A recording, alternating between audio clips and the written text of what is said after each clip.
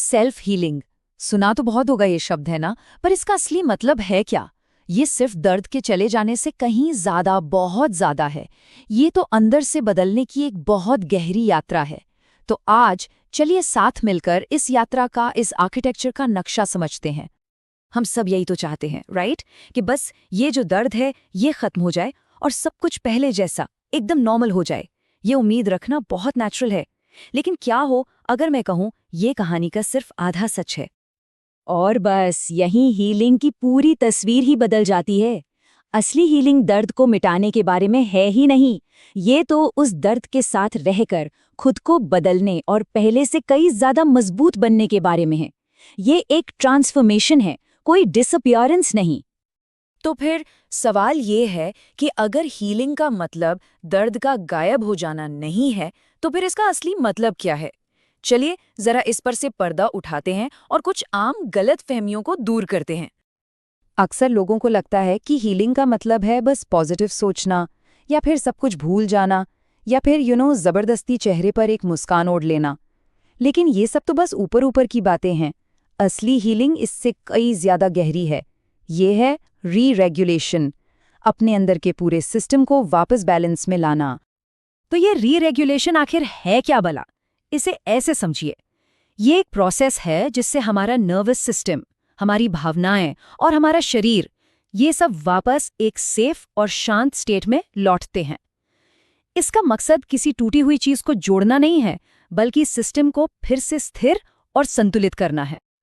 और यहीं पर एक बहुत बहुत जरूरी बात सामने आती है। हीलिंग का ये पूरा का पूरा सफर, ये सिर्फ और सिर्फ हमारे अंदर होता है। कोई और हमारे लिए ये सफर तय नहीं कर सकता। पर हम करते क्या हैं? हम अक्सर अपनी हीलिंग की तलाश बाहर करते हैं। कभी किसी खास इंसान में, कभी किसी गुरु में, कभी किसी किताब में, या फिर किसी दवा में। हम उम्मीद करते हैं कि कोई बाहरी शक्ति आएगी और हमें ठीक कर देगी। लेकिन देखिए, विज्ञान कुछ और ही कहता है। न्यूरोसाइंस साफ साफ दिखाता है कि असली हीलिंग तभी शुरू होती है जब हमारा दिमाग अंदर से खुद को सुरक्षित महसूस करता है। कोई और हमारे नर्वस सिस्टम को हमेशा के लिए शांत नहीं कर सकता। ये काम हमें खुद ही अपने अंदर से करना पड़ता है। और हीलिंग का जो सबसे पहला, सबसे बड़ा कदम है, वो इसी सोच को बदलने में है। ये मानना कि मुझ में कुछ गड़बड़ नहीं है, या मैं टूटा हुआ नहीं हूं, मेरे साथ कुछ हुआ है।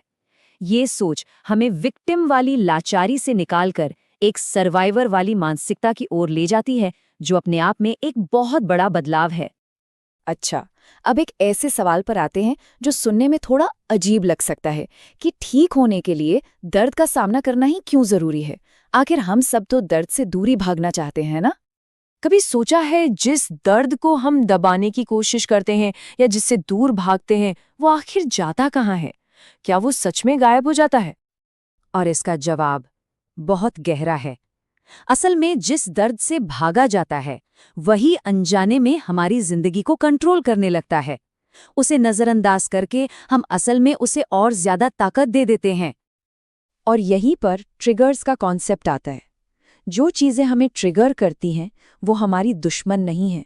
वो तो एक मैप की तरह है, एक नक्शे की तरह, जो हमें दिखाती हैं कि हमारे अंदर अभी कहाँ कहाँ मरहम की, हीलिंग की जरूरत है। वो हमें रास्ता दिखाती हैं। तो अगर हीलिंग का मतलब दर्द का खत्म होना नहीं है, तो फिर पता कैसे चलेगा कि हम सही रास्ते पर हैं? इसकी निशानियां हमारी उम्मीदों से बहुत अलग हो सकती हैं। हीलिंग का पहला और सबसे ठोस संकेत पता है क्या है? वो है जब किसी ट्रिगर और हमारे रिएक्शन के बीच एक छोटा सा ठहराव आने लगता है। बस वो एक पल का पॉज, वही हमें अपनी प्रतिक्रिया चुनने की आज़ादी और कंट्रोल वापस देता है। एक और ज़रूरी बात, हीलिंग कोई सीधी रेखा में ऊपर जाने जैसा सफ़र नहीं है। ये एक घुमावदार रास्ते की तरह है, एक स्पाइरल पाथ। कभी लगेगा कि सब बहुत बेहतर हो गया है, और कभी अचानक सब कुछ फिर से भारी लग सकता है। और ये बिल्कुल नॉर्मल है, ये इस प्रक्रिया का ही एक हिस्सा है। और अगर कभी कोई रिलैप्स हो, मतलब अगर पुराने पैटर्न में वापस चले जाएं, तो ये कोई नाकामी नहीं है।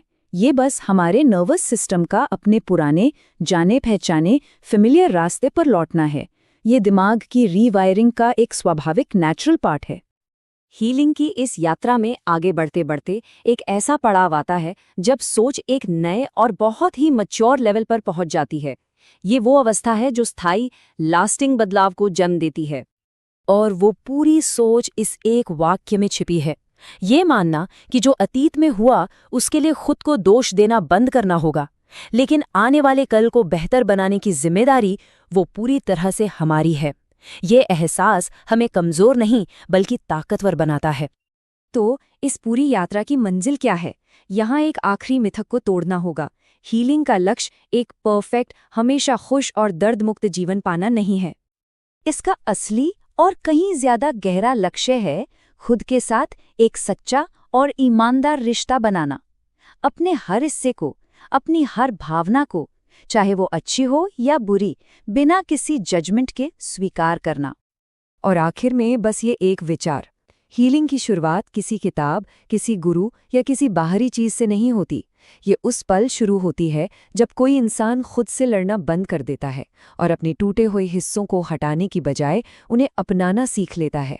तो सवाल ये नहीं है कि हम अपने जख्मों से छुटकारा कैसे पाएं, बल्कि ये है कि हम उनके साथ जीना कैसे सीखें।